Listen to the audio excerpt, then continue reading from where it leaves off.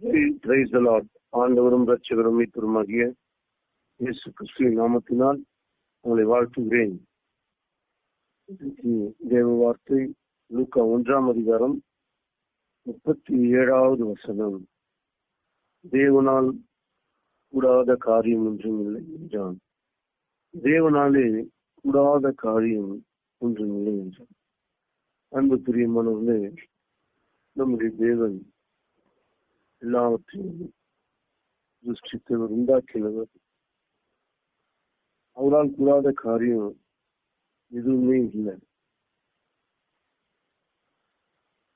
இந்த வார்த்தை இந்த காலை வேளையில இவர் நம்பிக்கையற்று இருப்பார் என்று சொன்னார். இந்த வார்த்தையானது என்னை உயிர்ப்பிக்கிற வார்த்தையாக இருக்கிறது. அன்றைக்கு மரியாதை பார்த்து அவர் சொன்ன வார்த்தை, அதை மரியாள் கேட்டு லூக்கா 1:34 அதற்கு மரியாள் தேவ தூதனை நோக்கி, இது எப்படி ஆகும், புருஷனே அறியேனே என்றார். இது எப்படி நடக்கும்? இந்த கேள்வி நம்முடைய வாழ்க்கையில எல்லாரும் கேள்விதான்.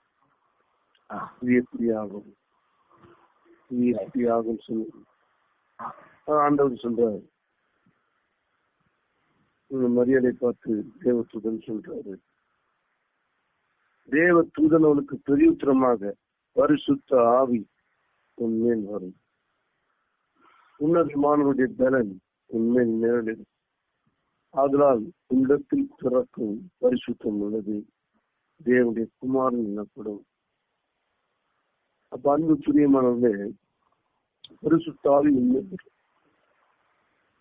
எந்த ஒரு மனிதன் மீது பரிசுத்த ஆவியானவர் இருக்கிறாரோ அவனை கொண்டு அசாத்தியமான காரியங்களை கர்த்தர் செய்கிறார். தேவனுடைய பலன் உண்மையில் இருக்கும், அவனுக்குள் பரிசுத்தம் இருக்கும், அவனுக்குள் தேவ குமாரன் இருப்பார். பரிசுத்த ஆவி எங்கே உண்டோ அங்கே விடுதலை. பரிசுத்த ஆவி வரும்போது சகல காரியங்கள் நமக்கு அறிவிப்பார். கர்த்தருடைய நாமத்துக்கு மகிமை உண்டாகிறாங்க.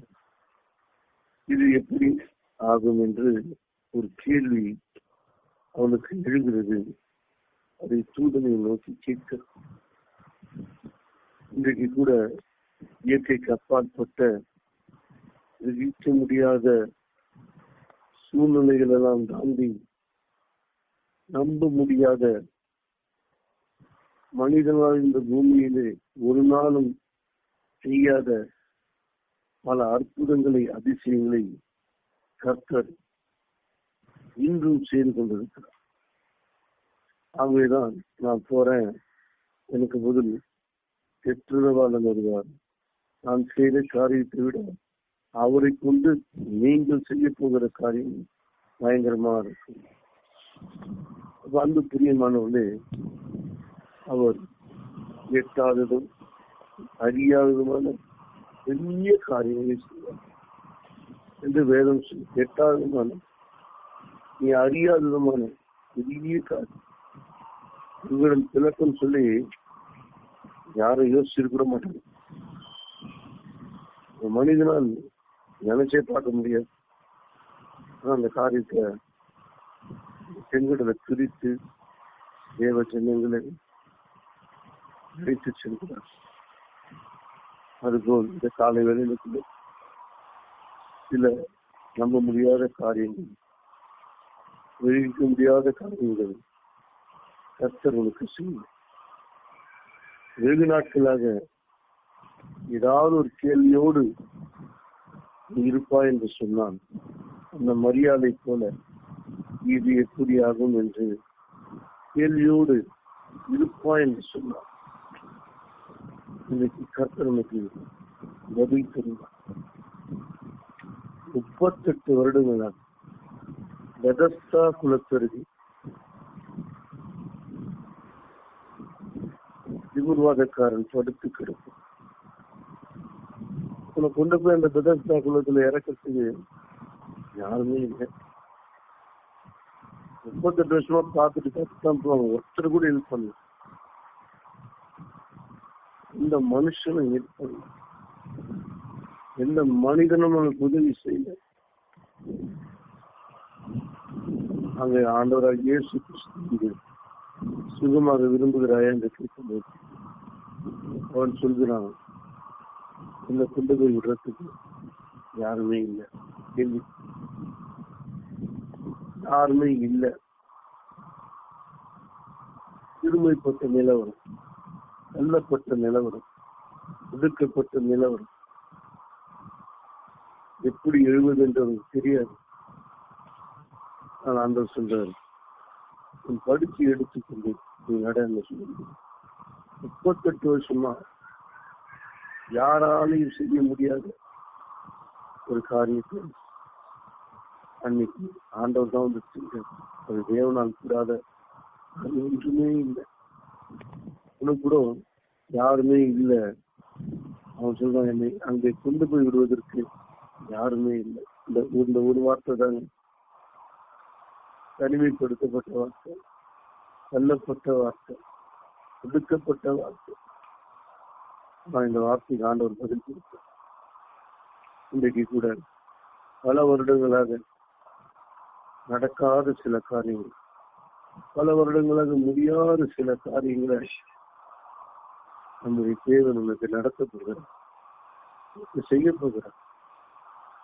நீ ஒண்ணு மட்டும் விசுவாசம், பரிசுத்த ஆவியின் மேல் வரும், உன்னதமானவரின் பலன் மேல் வரும்.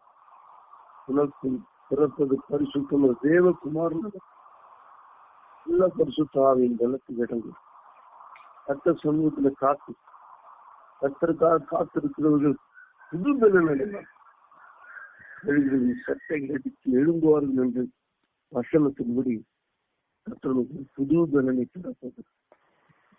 அவர் ஏசாயா 43:19 சொல்கிறார், இதோ நான் உனக்கு புதிய காரியத்தை செய்கிறேன், அது இப்போதே தோன்றும். வனாந்திரம் வழியாக மாறும், அவாந்திரம் ஆறாம் மாறும். புதிய காரியத்தை செய்யப்படும். உன் வாழ்க்கையில இருக்கிறது முந்தின வசனம் சொல்லுது, நீ முந்தினவைகளை நினைக்க வேண்டும், பூர்வமானவைகளை சிந்திக்க வேண்டும். நீ முந்தினவைகளை நினைக்காத, பூர்வமானதை நீ சிந்திக்காத. ரெண்டும் பண்ணுனா கர்த்தருக்கு புதிய காரியத்தை செய்ய முடியும். அந்த முதல் வசனம் தான் சொல்லுது. 18 சொல்றது, முந்தினவைகளை நினைக்க வேண்டாம், பூர்வமானதை சிந்திக்க வேண்டும். தேவ சமூகத்துக்கு காத்து எல்லாத்தையும் மறந்துடும். வாழ்க்கையை தோல்விகளை மறந்து, வியாதிகளை மறந்து, பலவீனங்களை மறந்து ஒரு புதிய காரியத்தை செய்யும். இதுதான் பெரும்பாடுள்ள ஸ்திரீ பண்ணா. சரீர பலகீனம், எழுந்திருக்க முடியாது, நோய், 12 வருஷம் பாடு, மருத்துவரால் கைவிடப்பட்டார், பணத்தை இழந்தார், நிம்மதி இல்லை, சமாதானம் இல்லை, சரீரத்துல பயங்கர வேதனை, அதை பொருட்படுத்தவே இல்லை. இயேசு வருகிறார் என்று கேள்விப்பட்டார். அவர் வந்தா நான் ஆரோக்கியம் அடைவேன்னு சொல்லி, அவர் ஆடையை தொட்டா கூட நான் ஆரோக்கியம் சொல்லி தனக்குள்ளே சொல்லிக்கொண்டு அந்த இயேசுவை நெருங்கி அந்த ஆடையை தொட்டான். ஆரோக்கியம் அடைந்ததை உணர்ந்தான். எந்த மனிதனாலும் அந்த நோயை குணமாக்க முடியல, எந்த பணத்தாலும் அந்த நோயை குணமாக்க முடியல. அவள் வசதி அவளை குணப்படுத்தல, எந்த மனுஷனும் குணப்படுத்தல, எந்த மருத்துவரும் குணப்படுத்தல. ஆனா அங்கே இயேசு வருகிறார் என்று கேள்விப்பட்டு என் பலகீனத்தை எண்ணாமல் தேவனை நிறைய ஆரம்பித்தார். அவர் நான் போல் சொல்றாரு, அவரின் பலவீனத்திலே அவர் பலன் பூரணமாக. இன்றைக்கு அன்பு பிரியமானவர்களே, அந்த பெரும்பாடுகளுக்குரிய ஆடையை தொட்ட மாத்திரத்திலே இயேசு சுற்றிலும் பார்த்தார். சீசரிடம் சொல்லுகிறார், என்னை யாரோ விசுவாசத்தோடு தொட்டார், சுற்றி சுற்றி பார்க்கிறார். வானத்தையும் பூமியையும் உண்டாக்கின இயேசுவை சுற்றி சுற்றி பார்க்க வைக்கிறார். நம்ம பார்க்கணுமா? சுற்றி பார்க்கிறார். நம்ம அதை பயந்து இருக்கிறோம். பயணும்னு சொன்னா நான் தான் சொல்றேன். அவர் கண்கள் உலாவுகிறது. யார் இது போல தொட்டது என்று யோசிச்சு பாருங்க. மனுஷன் சுத்தி பாருங்க. இயேசு சுற்றி பார்த்தார். அந்த மகன் எங்க தேவனைய சுற்ற வைக்கிறார். அன்பு பிரியமானது. இன்றைக்கு கூட எந்த பலகீனத்தில் இருந்தாலும், ஆனா இயேசுவை பத்தி அன்னைக்குதான் கேள்விப்பட்ட அவளுக்கு இருந்த அந்த விசுவாசம் நமக்கு இருக்கும் என்று சொன்னால், இன்றைக்கே உன் சரீரத்திலிருந்து பலகீனங்கள் வியாதிகள் போகும். தேவனால் கூடாத காரியம் ஒன்றுமே இல்லை. இதுவே இல்லை. கர்த்தருடைய நாமத்துக்கு மகிமை உண்டாகும். தாவீதின் குமாரனே, நசரனாகிய இயேசுவே, எனக்கு இறங்கும் என்று உரத்த சத்தம் போட்டு அந்த குருடன் கத்தும் போது அவர் அங்கேயே நின்று விட்டார். ஒரு அடி கூட அடுத்த அடி வைக்கல. வானத்தையும் பூமியும் உண்டாக்கின கர்த்தர் ஒரே இடத்துல நிற்கிறான். குருடன் அழைத்துக் கொண்டு வா என்று சொல்லுகிறார். குருடன் எந்த மனுஷனால கண்ணு வரவே முடியாது. ஆண்டவர் சொல்றாரு, நான் உனக்கு என்ன செய்ய சொல்ல, என் கண்களை தொட்டு சுகமாக்குகிறேன். உன் கண்களை தொட்டு சுகமாக்குகிறேன். இன்றைக்கு கூட அதே வல்லமை, கர்த்தர் செய்து கொண்டிருக்கிறார். அன்பு பிரியமானவர்களே, நம்முடைய தேவனால் கூடாத காரியம் ஒன்று இல்லை. லூக்கா 1:38 சொல்ற, தேவனால் கூடாத காரியம் ஒன்றுமில்லை என்று சொன்ன பிற்பாடு 38வது வருஷத்துல அதற்கு முறையில், இதோ நான் ஆண்டவருக்கு அடிமை, உங்களுடைய வார்த்தையின்படி எனக்கு ஆக கடவுது என்றால், அப்போது தேவத்தோடு நாம் கூட ஆண்டவருக்கு அடிமையாக மாற வேண்டும். அடிமை என்று சொன்னால் நிஜமான உபயோகமுள்ள பார்க்கிறோம். அவர் சொல்லுகிற காரியத்தை செய்யுது. ஆபிரகாம் தேவனுக்கு முன்பாக நான் அடிமைன்னு சொல்கிறேன். மோசே ஒரே பருவத்துக்கு முன்பாக ஆண்டவர் நமக்கு அடிமை என்று. சாமுவேல் தேவாலயத்துல படுத்து கொண்டு இருக்கும்போது ஏலி சொல்றான், ஊக்கா அடியேன் கேட்கிறேன் சொல்லுன்றான். தேவன் அவரோடு பேச ஆரம்பிக்கும். நாம் தேவனுக்கு அடிமையாக இருப்போம் என்று சொன்னால் தேவனுடைய சத்தத்தின் வார்த்தைகளை நாம் கேட்கலாம். தேவன் நல்ல திட்டங்களை, பல காரியங்களை நம்மோடு அறிவிப்பார். அடியேன் சொன்ன ஸ்பாட்லேயே உள்ளே உருவாக நாமத்துக்கு மகிமை உண்டாவதாக. நியாயாதிபதிகள் 5ஆம் அதிகாரம் 6ஆம் அதிகாரம் 15வது வருஷத்துல, அதற்கு அவன், என் ஆண்டவரே, நான் இஸ்ரவேலை எதனால ரட்சிப்பேன்? இவனுக்கு ஒரு கேள்வி. அவனுக்கு எப்படி ஆகும்?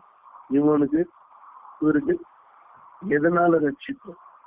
இதோ மானசேவில் என் குடும்பம் மிக எளியது. என் தகப்பன் வீட்டில் நான் எல்லோரிலும் தாழ்வு மனப்பாங்க. என்பது பிரியமான முன்னாடி நான் சின்னவன், நான் எளியவன் அப்படின்ற. ஆனா ஆண்டவர் அப்படி பார்க்கல. அவன் எப்படி பார்த்தாரான்? கர்த்தரை 12வது அவனுக்கு தரிசனமாகி, பராக்கிரமசாலியே, கர்த்தர் உன்னோடு இருக்கிறார். நீ யோசிச்சு பாருங்க. இவன் தான் குடும்பம் சின்னது, தான் குடும்பம் இது, தேவ பிள்ளைகள் சொல்லவே கூடாது. நம்ம கூட இருக்கிறவர் சாதாரண இல்லை. அவர் சர்வ வல்லவர், எதையும் செய்யக்கூடிய வல்லமையை உனக்கு தர விரும்புகிறார். ஆகவேதான் அவன் சொல்றாரு, நீங்க சொல்லக்கூடாது. 14ஆம் வருஷம் சொல்றது, அப்போது கர்த்தர் உன்னை நோக்கி பார்த்து, உனக்கு இருக்கிற இந்த பலத்தோடு போ, நீ இஸ்ரவேலின் மீதியானின் கைக்கு நீங்களாக்கி ரட்சிப்பார், உன்னை அனுப்புகிறவர் நான் அல்லவா? 16ஆம் வசனம் சொல்றாரு, அதற்கு கர்த்தர், நான் உன்னோடு கூட இருப்பேன், ஒரு மனிதனை முறியடிப்பது போல நீ மீதியானை முறியடி. எந்த அளவுக்கு சப்போர்ட் பண்றாரு பாருங்க. ஒரு சாதாரண குடும்பம் எளியது, தகப்பன் வீடு சின்னது. ஏன் தெரியுமா? 13ஆம் வசனம் சொல்கிறது, அப்போது கிதியோன் அவரை நோக்கி, என் ஆண்டவரே, கர்த்தர் எங்களோடு இருந்தால் நீங்கள்லாம் எங்களுக்கு நேரிவார்கள். கர்த்தர் எங்கள் எகிப்தில் இருந்து கொண்டு வரவில்லையா என்று எங்கள் பிதாக்களுக்கு விவரித்து சொன்ன அவருடைய அற்புதங்கள் எங்கே? இந்த கொஸ்டின் தாங்க. இப்போது கர்த்தர் எங்களை கைவிட்டு மீதியானின் கையில் எங்களை ஒப்பு கொடுத்தாரு. நான் சொல்றான், கர்த்தர் எங்களை எகிப்திலிருந்து கொண்டு வரவில்லையா? எங்கள் பிதாக்களுக்கு செய்த அற்புதங்கள். இது நம்ம பைபிள்ல மட்டும் இல்ல, நம்ம கூட பைபிள் படிக்கும் போது நம்மள ஆண்டவருக்கு கேட்கணும். நமக்கும் ஆபிரகாம் தான் பிதா, யாக்கோபு தான் பிதா, ஈசாக்கு தான் பிதா. அப்ப அவங்களுக்கு இவன் சொல்றான், என் பிதாக்களுக்கு செய்த அற்புதம் எங்க? நாமும் கேட்கணும், ஆண்டவரே என்னை ஏற்றுக்கொண்டிருக்கிறேன், ஞானஸ்தானம் பெற்றிருக்கிறேன், என்னுடைய பிள்ளையா மாறி இருக்கிறேன், என் பிதாக்களுக்கு செய்த அற்புதம் எங்க? புதியொன்னு மாதிரி கேட்கணும். ஆண்டவர் சொல்ல, நான் உன்னோடு இருக்கேன், நீ இந்த பலத்தோடு போ, நீ அனுப்புகிறவர் நான் அல்லவா? ஏதான் யாக்கோபு சொல்றான், ஏசா அவரை துரத்தி வரும்போது தேவனை பார்த்து சொல்ற வார்த்தை, ஆண்டவரே, வானத்தின் நட்சத்திரத்தில் போல் உண்டாக்குவேன் என்று சொன்னீரே, கடல் தள்ளல் மணலை போல் உண்டாக்குவேன் என்று சொன்னீரே என்று தேவன் கொடுத்த வாக்கு தத்துவத்தை, ஆபிரகாம் கொடுத்த வாக்கு தத்துவத்தை தேவனுக்கு ஞாபகப்படுத்த ஆண்டவர் செய்த காரியம் தெரியும்.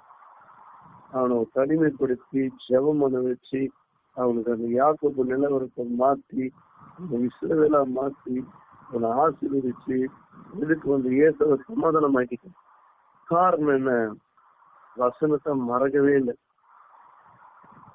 வசனம் மறக்கவே இல்லை, சுத்தமா வாக்கு தத்துவத்தை மறக்கவே இல்லை. தேவன் நினைக்கிறார் நாம் கூட வேத சத்தியங்களை மறக்க கூடாது, வார்த்தைகளை மறக்க கூடாது. எந்த பிரச்சனை, எந்த பாடு, எந்த சூழ்நிலை வந்தாலும் என் பிதாக்களுக்கு செய்த அற்புதம் எங்க ஆண்டவரே எனக்கு செய்யுங்கன்னு சொல்லு. அப்ப நிச்சயம் செய்வார். அது மட்டும் இல்ல, 6:11 சொல்லப்பட்டது, அதற்கு பின்பு கர்த்தருடைய தூதனானவர் வந்து அபியேசரான யோவாசின் ஊராகிய ஒப்ராவிற்கும் ஒரு கர்வாலி மரத்தில் உட்கார்ந்தான். அப்போது அவருடைய குமாரன் கிதியோன் கோதுமையை மீதியானின் கைக்கு தப்புவிக்கிறதற்காக அலைக்கு சமமாய் போய் அதை போராடி. கோதுமை என்பது வசனம். கோதுமை மீதியானின் கைக்கு தப்புவித்தான். அப்படிதான் அர்த்தம், வசனத்தை காத்து கொண்டான் அர்த்தம். கோதுமையை தப்புவித்தான். கோதுமை என்பது வசனம். வசனத்தை காத்துக்கொள்ளணும். இருக்கிறவங்களாம் ஓடிட்டாங்க, ஒரே ஒருத்த மட்டும் அந்த கோதுமையை தப்பு வைக்கணும், காத்துக்கொள்ளணும். ஏன் நீ வசனத்தை காத்துக்கொள்ளணும்? வசனம் சொல்லுது, நல்ல வெள்ளத்துல போட்ட விட 100 மடங்கு பலன் தரும், செடியில போட்ட விட, கற்பாறையில போட்ட விட, பறவைகள் வந்து பச்சித்து போடும், செடியில முள்ளு நெருக்கிடும், கற்பாறையில வெயில கருகிடும். வசனம்தான் நம்ம நிலம். கிதியோன் போல நாம் அந்த கோதுமையை தப்பு வைக்கிறோமா? வசனத்தை பாதுகாக்கிறோமா? இல்லாட்டி அந்த நிலம் எப்படிப்பட்ட நிலமாக காணப்படுகிறது? இந்த காலை வேலையில எவ்வளவு வசனம் போட்டாலும் இருதயத்தில் நிற்க மாட்டேங்குதா? எவ்வளவு வசனம் போட்டாலும் கற்பாறையா மாறிடுதா? எவ்வளவு வசனம் போட்டாலும் மூச்செடியா மாறிடுதா? அன்புக்குரிய மனவர்களே, கிதியோனுடைய இருதயம் நல்ல இருதயம், நல்ல நிலம். அதனாலதான் உள்ள இந்த வசனத்தை எடுக்கிறான். என் பிதாக்களுக்கு செய்த அற்புதம் எங்கே. யாக்கோபு உள்ள இந்த வசனத்தை எடுக்கிறான். வானத்தின் நட்சத்திரத்தை போல உண்டாக்குவது என்று சொன்னீரே. அங்கே ஆண்டவர் அவன் சுபாவத்தை மாற்றுகிறார். இங்கே மீதியானவரை ஒன்றுலாம் ஆக்குறார். இந்த காலை வேளையில கூட நான் வசனத்தை காத்துக்கணும், தப்புவிக்கணும், பத்திரப்படுத்தணும். அப்படி இருப்போம் என்று சொன்னால் நமக்கு தேவன் பெரிய காரியம் செய்யும். லாசரு மரித்து கல்வரையில் அடக்க பண்ண பிற்பாடு 4 நாள் ஆன பிற்பாடு அவன் ஒரு கேள்வி எழுப்புகிறான். நவீன மரியாள், ஆண்டவரே போவாதீங்க, அவர் செத்து 4 நாள் ஆச்சு. ஆண்டவர் சொல்றார், விசுவாசித்தால் தேவனுடைய மகிமை காண்பா என்று நான் உனக்கு சொல்லவில்லையா, கட்டளையிடவில்லையா? அப்போ அதுக்கு பதில் ஆண்டவர் வச்சிருக்கார்.